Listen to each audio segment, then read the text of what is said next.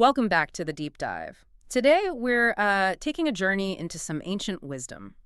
Wisdom that really holds powerful relevance for our modern lives. We're diving into a text about strength, sovereignty, and, well, peace. Peace and chaos, actually. It's a profound declaration, this Psalm 76, about God's ultimate authority and, his protective presence. Right. So our mission, as always, is to pull out those vital nuggets of knowledge for you. Exactly. Understanding who is truly in control, especially when the world feels, well, out of control. We hope this look back strengthens your trust, your relationship with God, day to day. Okay, let's unpack Psalm 76 then. Attributed to Asaph.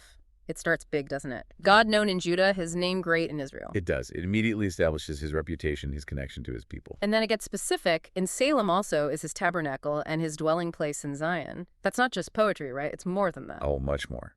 For them, Salem, Jerusalem, and Zion, the Temple Mount, that was huge. It meant God wasn't distant.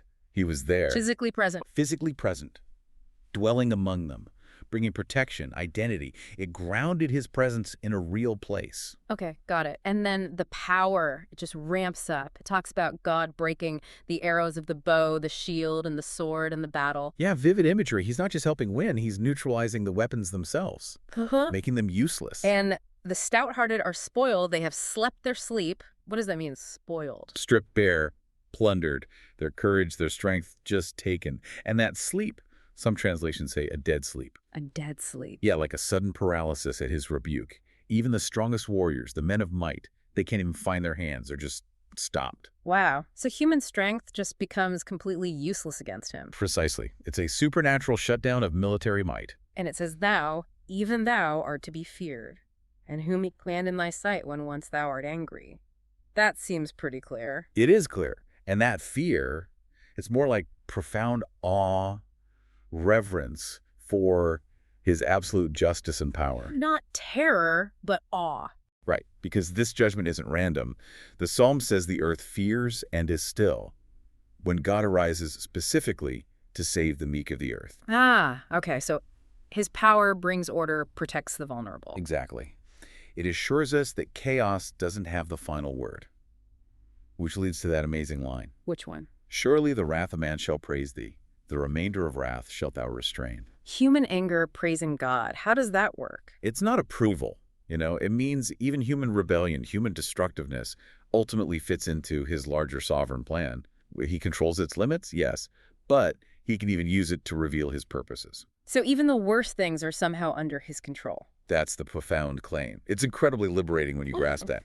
No chaos is truly beyond him. Okay, that's a massive idea. So let's bring this ancient power into today. How does this 3,000-year-old psalm speak to, our lives right now? Well, first, that core idea. God dwells with his people. That's an anchor, right? In a world that's always changing, it gives identity, protection, security. An anchor, I like that. And second, knowing God disarms the enemy. That means no human strategy, no weapon, ultimately wins against him.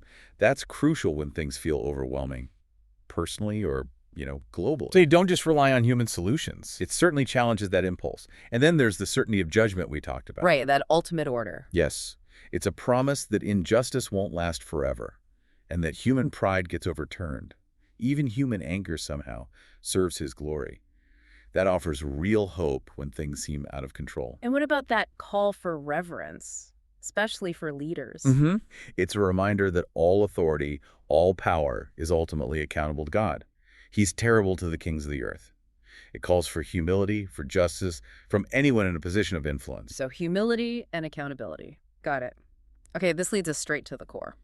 How does all this strengthen your trust, your relationship with God today, in the middle of everything? Well, think about global conflict.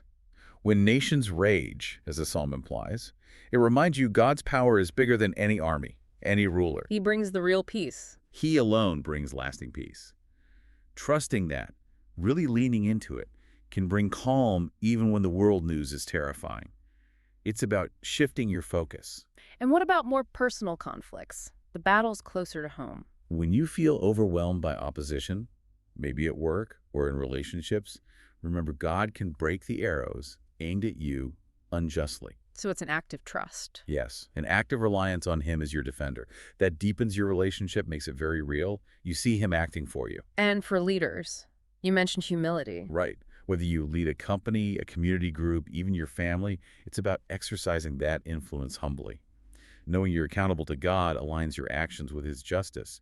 It takes some pressure off, too. That makes sense. And for our faith communities. The song calls us to see God's active presence with us, together. That gives unity, courage. It strengthens our shared trust when we face things as a group. And just day to day, when you're feeling angry or scared about the state of the world. You can find real peace knowing that even human wrath, all that chaos, is ultimately under God's control. It doesn't mean it isn't painful, but He has the final say. That perspective shift fosters a much deeper trust. So the core message is, God is the ultimate warrior and judge. He disarms human power. He protects His people. His justice humbles the proud. Understanding that, really letting it sink in, it fundamentally strengthens your trust. Yeah. You see Him as the unwavering, all-powerful force for good in your life. what an incredible deep dive. Psalm 76 is just packed with God's power, His presence, His control over everything, even conflict. It's such a powerful reminder that we can find real peace, real strength, by truly rooting our trust in Him. And it's meant to be lived, not just, understood intellectually. It changes how you see everything. You move from feeling overwhelmed to resting in His authority. Resting in His authority. So as you go about your week facing whatever you're facing, think about these insights. How will you apply this information, this picture of God's power and presence in your life?